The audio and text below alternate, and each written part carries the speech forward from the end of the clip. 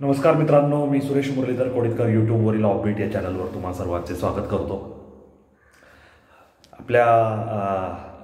आपल्या ज्या चॅनलचं नाव आहे आणि त्या नावाला जागून, त्या नावाच्या अर्थाला जागून आणि त्या नावाच्या संदर्भानेच आपण सगळे विषय आणतो. आता हे 250 व्हिडिओ झाल्यानंतर सांगण्यात काही तसं फार हे नाही, तरी सुरुवातीला त्याचा उल्लेख करतो. आणि असाच एक विषय आज आपण घेऊन आलेलो आहोत. मित्रांनो, आपल्याला अनेक साधी सोपी औषधे माहीत असतात.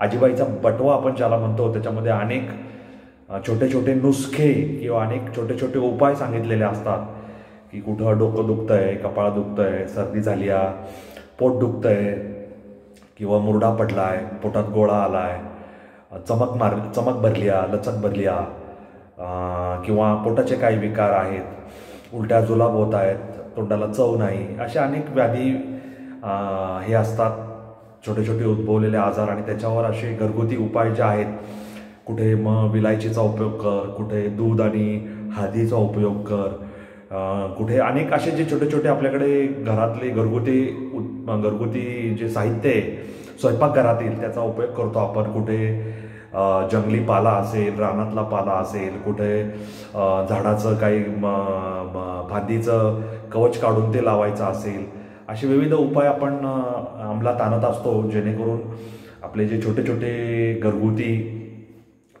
त्रास आहेत किंवा छोटे छोटे आजार आहेत, ते पोटातले असतील किंवा शरीरावरचे असतील, दुखणे किंवा आणखी काय दातदुखी होणे किंवा थोडी सूज येणे अंगाला वगैरे, काय जे काय उपाय असतील, सर्दीचे उपाय असतील, नाकाचे उपाय असतील, त्याच उपायांवर असे छोटे छोटे घरगुती उपाय करून आपण ते आजार बरे करण्याचा प्रयत्न करत असतो. त्याचबरोबर आपण वैद्यकीय सेवांचा सुद्धा उपयोग करतो. आता अँटीबायोटिक्स आलेत, त्याच्या अगोदर आयुर्वेदिक औषधं होती, त्याच्यामध्ये नैसर्गिक औषधांचा उपयोग, नैसर्गिक निसर्गोपचार ज्याला म्हणतात, त्याचा उपयोग केला जायचा. असे भारतामध्ये अनेक काय म्हणतात त्याला शाखा आहेत की ज्याच्यामध्ये उपाय केले जातात. म्हणजे आता वैद्यकीय क्षेत्र घेतलं तर MBBS ज्याला आपण हे अँटीबायोटिक्सचा ज्याच्यामध्ये उपयोग असतो, आयुर्वेदिक आहे, बॅचलर ऑफ होमिओपॅथिक एक शाखा आहे ज्याच्यामध्ये रुग्णांवर उपचार केले जातात, आजारांवर उपचार केले जातात. नॅचरोपॅथीबद्दल, निसर्गोपचारबद्दल आपण बोललोच. त्याच्यामध्ये युनानी आहे, आणखी काही विविध शाखा आहेत. तर ह्या शाखांच्या माध्यमातून आपलं जीवन आणि आपल्या जीवनाच्या अनुषंगाने दररोजच्या जीवनामध्ये होणारे काही छोटे मोठे किरकोळ आजार यांच्यावर उपचारांबद्दल आपण आज बोलत आहोत. तर याच उपचारांमध्ये गरिबांना परवडेल, गरिबांच्या खिशाला मानवेल आणि जे प्रभावी उपाय देईल किंवा जे प्रभावी आहे आणि परिणामकारक आहे. पूर्वी कसं असायचं, लोकांकडे फार पैसा नसायचा, वैद्यकीय शाखांचा विस्तार झालेला नव्हता आणि घरगुती उपायांसोबतच इतर जे नैसर्गिक उपाय आहे त्याची अंमलबजावणी करायचा लोक प्रयत्न करायचे. मग छोटे छोटे आजार असतील आणि त्या आजारांवर उपचार करण्याचा प्रयत्न करायचे. तर असंच एक जुनं औषध आहे, जुनं म्हणण्यापेक्षा जे मागच्या काळातही उपयोगी होतं, जे मधल्या काळातही उपयोग होतं, त्याच्यानंतर ते 19व्या शतकात संपत असताना म्हणजे 1999 पर्यंत त्या काळातही ते उपयोग होतं. आणि आता आपण 2024-25च्या उंबरठ्यावर उभे असताना सुद्धा ते तेवढंच आपलं नाव टिकून आहे, आपल्या नावाला साजेसं असं काम करीत आहे. गोरगरिबांचं औषध म्हणून त्याला आजही मान्यता आहे.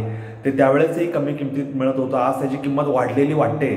परंतु महागाईचा जो दर आहे दरवर्षी वाढण्याचा, इन्फ्लेशन ज्याला आपण म्हणतो, त्याचा विचार केला तर ती किंमत आजही लाजमी आहे आणि वाजवी आहे असं म्हणायला काय हरकत नाही. काय आहे ते औषध, तर तुमच्या पुढे आता मी एक पाकिट दाखवणार आहे आणि त्या पाकिटामध्ये जे लिहिलं आहे, आता कदाचित हे तुम्हाला उलटं दिसत असेल कॅमेरासमोर धरल्यामुळे, पण हे पाकिट आहे जिंदा तिलिस्मात नावाच्या औषधाचं. म्हणजे हे जे वर लिहिलं आहे जिंदा तिलिस्मात, आता मराठीत आपण बघितलं तर बघा जिंदा आणि हे तिलिस्मात, आता हे उलटं दिसतंय स्क्रीनवर. तर असं हे साधारण 5 mlचं जे औषध आहे, इथं 5 ml लिहिलंय. 5 mlच्या ह्या औषधाची किंमत ही जवळपास आत्ता 50-60 रुपये असावी. ही इथं पाकिटावर 70 आहे. परंतु जेव्हा 1999-2000च्या आधी हे साधारण 5 रुपये 3 रुपयाला मिळायचं, त्याच्यानंतर ते 16 रुपयाला झालं, त्याच्यानंतर ते 25-50 असं वाढत वाढत ते 100च्या पलीकडेही गेलो होतं, 150 रुपयापर्यंत. परंतु ते नंतर पुन्हा खाली आलेलं आहे अशी माझी म्हणजे मला जी माहिती आहे त्याच्यानुसार मी आज सांगतो. आणि 100 रुपयाच्या खाली येऊन ते 70 रुपयाला आज स्थिरावलेलं आहे. आणि ह्या औषधाचे जे घटक आहेत त्याच्याबद्दल मी आज बोलणार नाही, परंतु हे औषध आपण ज्याप्रमाणे विक्स लावतो, तेल लावतो, मॉलिश करतो त्याप्रमाणे सुद्धा वापरू शकतात, किंवा गरम पाण्यात 1 थेंब टाकून ते सुद्धा आपण ग्रहण करू शकतो, वाफ घेऊ शकतो. गरम चहामध्ये 1 थेंब टाकून 2 थेंब टाकून ते ग्रहण करू शकतो आणि ते छातीला, गळ्याला, पाठीला लावून त्याची परिणामकारकता अनुभवू शकतो. आता हे मुळात आहे युनानी पद्धतीचं औषध. आता ह्याच्यावर आपण पाहिलं तर ह्याच्यावर ह्या माणसाचं चित्र दिसतंय, निग्रो माणूस किंवा आफ्रिकन माणूस. आणि ह्याच्या दुसऱ्या टोकाला पाहिलं तर आपल्याला हे एक चित्र आहे, ट्रेडमार्क म्हणतात, तर हा मुकुट आहे. आता हे काय मी तुम्हाला समजून सांगतो. ह्या औषधाचा उगम हा हैदराबादमध्ये झाला आहे. म्हणजे ह्याच्या आपण जी हे आहे यांची manufactured and marketed by Karkhana Zinda Tilismat, Amberpet road, Hyderabad, Telangana state, India. तर हे मुळात हैदराबादचं प्रोडक्ट आहे. आणि हैदराबाद हा निजामाच्या अखत्यारीतील भाग होता. आणि निजामाचा भाग हा मराठवाड्यापर्यंत, म्हणजे मराठवाड्यातला सगळा भाग त्याच्या कवेत होता. आणि हैदराबादच्या निजामाकडे आफ्रिकन मूळ असलेले सैनिक सुद्धा त्याच्या जे त्याचं जे हे होतं सैन्यबळ त्याचा भाग होते. आणि ते उंच, धिप्पाड, शरीराने अंगपिंडाने मजबूत होते.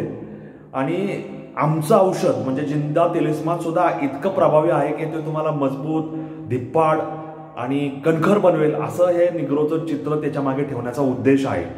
आणि हा जो मुकुट आपण पाहिला, हा मुकुट कुणाचा आहे तर नवाब मीर उस्मान, म्हणजे त्याचे जे नवाब होते हैदराबादचा जो नवाबाचे हे होते, तर ते मीर उस्मान अली खान बहादूर यांचा मुकुट हा आहे, त्या नवाबांचा.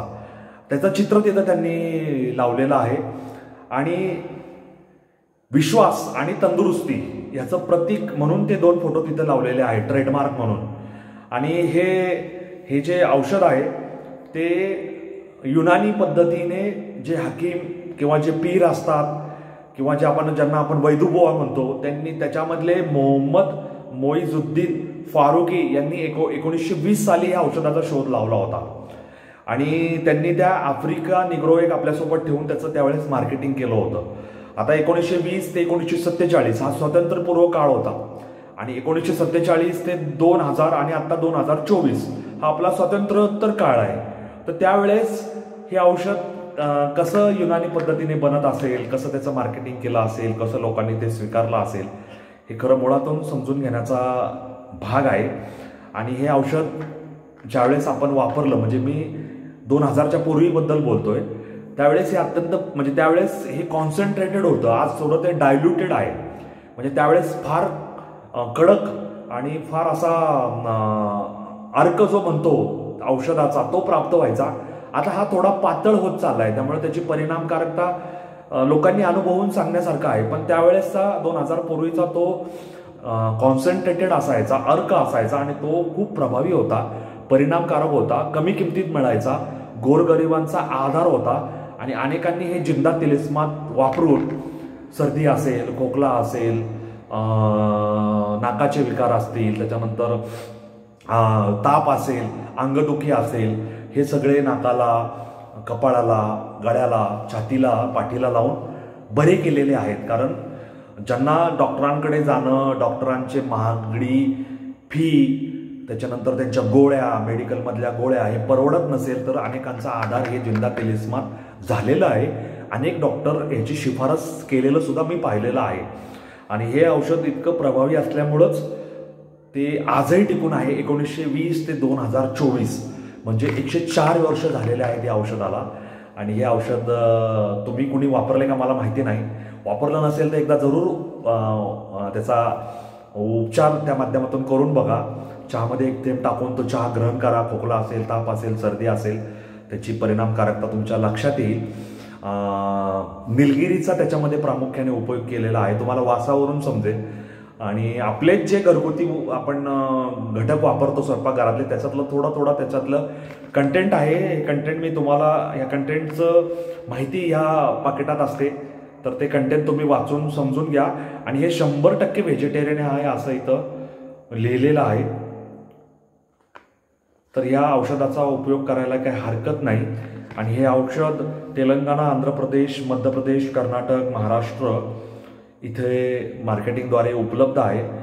बाहेरच्या देशातून याला मागणी आली तर ते निर्यातही केलं जातं.